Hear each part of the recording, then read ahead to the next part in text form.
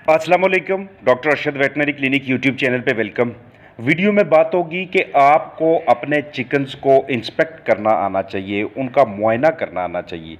जब भी आप ऐसे फील करें कि मौसम बाहर तब्दील हुआ है या साथ किसी दूसरे शहर में किसी वायरस की वबा फूटी है, या हमारे अपने ही शहर में जहाँ पे हमने चिकन्स रखे हुए हैं वहाँ पे मुर्गियों के वाले से कोई ना कोई थ्रेट आई है, तो उस वक्त अपने चिकन्स का मुआयना करना या वैसे ही रूटीन पे रोज़ाना की बुनियाद पे या 2 दिनों बाद या हफ्तावार इस तरह से अपने चिकन्स का मुआयना करना आपके लिए हमेशा एक अच्छी चीज़ रहती है, आपके फलाह के लिए बेहतरीन चीज़ रहती है। हाथ में पकड़ें, सीने की हड्डी बिल्कुल स्ट्रेट होनी चाहिए, उसके ऊपर कोई ज़ख्म ना हो, उसके पोटे को पलपेट करें कि वहाँ पे खुराक रुकी हुई तो नहीं। उसको हाथ के ऊपर रख के राउंड सा घुमाएं, उसकी जो साउंड है वो कान के करीब ला के सुने कि किस तरह की आवाज़ें निकाल रहा है। सबसे बेसिक चीज़ होती है जहाँ से आपने आगाज़ करना होता है, उसकी कलगी को पकड़ें। कलगी आपको बहुत ज़्यादा गर्म फील नहीं होनी चाहिए, इसका मतलब ये होता है कि आपके चिकन को इस वक्त टेम्परेचर है। अगर आपकी उंगलियों को वो गर्म महसूस हो रही है तो इसका मतलब ये है कि उसका बॉडी टेम्परेचर इस वक्त हाई है। मुंह को थोड़ा सा ऊपर की जानब उठाएं, दोनों आंखें उसकी देखें कि किसी किस्म की कोई सोजिश तो नहीं है। जो कलगी है, कलगी के ऊपर जो दंदाने हैं वो कम अज़ कम 5 से 6 पॉइंट्स लाजमी होने चाहिए। मुंह खोल के देखें, मुंह के अंदर आपको किसी किस्म के दाने नज़र ना आए, ज़ख़म नज़र ना आए, वहाँ पे कोई चीज़ आपको ऐसी ना नज़र आए, मिसाल के तौर पे कोई इस तरह का फॉरेन ऑब्जेक्ट ना नज़र आए आपको। फीड के जो दाने हैं वहाँ पे वो अनडाइजेस्टेड फार्म में आपको ना नज़र आए, पीले पीले से छोटे छोटे से वहाँ पे जो दाने बने होते हैं मुंह के अंदर। तो इस तरह की जो भी चीज़ें होती हैं वो आपको एबनॉर्मल चिकन के अंदर वाज़ह तौर पे नज़र आ जाती हैं। सेहतमंद चिकन की आंखों से पानी नहीं बह रहा होता, वो बिल्कुल सलामत होती हैं। उसकी जो निक्टिटेटिंग मेम्ब्रेन होती हैं, जो उसकी थर्ड आईलिड होती है, वो सलामत होती है। जब आप उसके परों को बखेरते हैं, पर देखते हैं, तो पर आपको सारे के सारे सलामत नज़र आते हैं। उसमें किसी किस्म की आपको कीड़ियाँ, जुएँ या लीखें, लाइस माइट्स वगैरह इस तरह की चीज़ें नज़र नहीं आती। जहाँ पे परों का जंक्शन होता है, जहाँ से पर शुरू होते हैं, वहाँ पे आपको ज़ख्म नज़र नहीं आते, जगह सूजी हुई नज़र नहीं आती। तो ये हर चीज़ इस तरफ इशारा कर रही होती है कि आपका चिकन इस वक्त कैसा फील कर रहा है। दुम की जहाँ पे बेस बनी होती है, उस बेस पे वहाँ पे ऑयल ग्लैंड्स होते हैं। यहाँ पे इन्होंने चूंच मार के यहाँ से ऑयल निकालना होता है, ये अपने परू पे लगाना होता है। ये परू की शाइनिंग के लिए बड़ी ज़बरदस्त किस्म की चीज़ होती है। और जो सेहतमंद बर्ड होता है उसकी वेंट को वक्तन फ़ोक्तन देखते रहा करें। वेंट उसकी मॉइस्ट होनी चाहिए, नमी वाली होनी चाहिए, पिंकिश होनी चाहिए। यहाँ पे आपकी 2 उंगलियाँ अगर आप रखें तो दोनों अंदर की जानब धंस जानी चाहिए। अगर ये अंडे देने वाली मुर्गी है, आप उस अपने चिकन की लेग्स को देखें। स्केली लेग्स माइट्स एक प्रॉब्लम होती है जो कि माइट्स की वजह से होती है। टांगें ख़राब ना हों, आप इसका जो पंजे नीचे की जानब होते हैं वहाँ पे आप बम्बल फूट के लिए बाकायदा उसको बार बार वक्तन फ़ोक्तन चेक करते रहते हैं कि किसी किस्म के वहाँ पे उसको कोई ज़ख्म तो नहीं हुआ पड़ा। आप अपने चिकन्स का पोटा देखते हैं, आपको पता है कि सोर क्रॉप या इम्पैक्टेड क्रॉप वाले मसाइल आते रहते हैं। थर्ड आईलिड या निक्टिटेटिंग मेम्ब्रेन सही तरह से मूव करनी चाहिए। चिकन को अगर आप अपने हाथ के ऊपर रखते हैं और फिर उसके चोंच को अपने आप कान के करीब ला के उसकी आवाज़ सुनने की कोशिश करते हैं कि किसी किस्म की रेस्पिरेटरी रेज या डिफ़िकल्ट ब्रीदिंग या इस तरह की लिस्टलेसनेस तो नहीं फील कर रहा वो। अगर आपके चिकन्स के बहुत ज़्यादा पर गिरना शुरू हो गए तो उसका मतलब ये होता है कि एक तो खुराक के अंदर प्रोटीन की कमी है, दूसरा या एज्ड होता जा रहा है, इसकी उम्र बहुत ज़्यादा होती जा रही है, या ये सीजनल मोल्टिंग है कि हर साल मौसम सरमा के अंदर या बाज़ गात ख़ज़ां के अंदर चिकन्स अपने परों को थोड़ा बहुत गिराते हैं। नो प्रॉब्लम, ये नॉर्मल चीज़ होती है।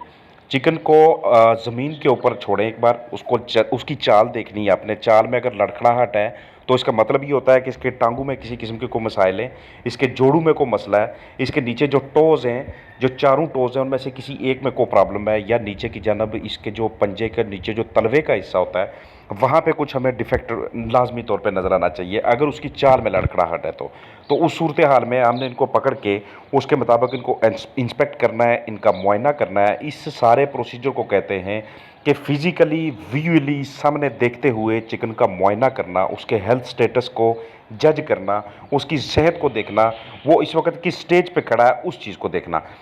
जब बहुत ज़्यादा माइट्स हो जाती हैं और जहाँ पे आपके चिकन्स रात को रह रहे होते हैं वहाँ पे चीचड़, माइट्स, जूं की वजह से वो जो परों की जो बेस होती है और उसके अलावा स्किन के जो डिफरेंट एरियाज़ होते हैं, जो टांगों की स्केल्स होती हैं, वहाँ पे भरमार कर देते हैं। वहाँ से ये चिमट के उस जगह से खूबसूरती और शाइनिंग को ख़त्म करना शुरू कर देते हैं, खून चूसना शुरू कर देते हैं। इसलिए फिर हम वहाँ पे ऐसे ऐसे मटीरियल अप्लाई करते हैं कि जिससे इन जुओं की, लीखों की, चिकन लाइस और माइट्स का ख़ात्मा हो सके। इसलिए कहते हैं कि जहाँ पे भी चिकन्स को रखें, ख़ुसूसन रात के वक़्त, वो जगह एटलीस्ट साफ़-सुथरी होनी चाहिए, उस जगह पे ऐसा कोई स्ट्रेस का सोर्स नहीं होना चाहिए।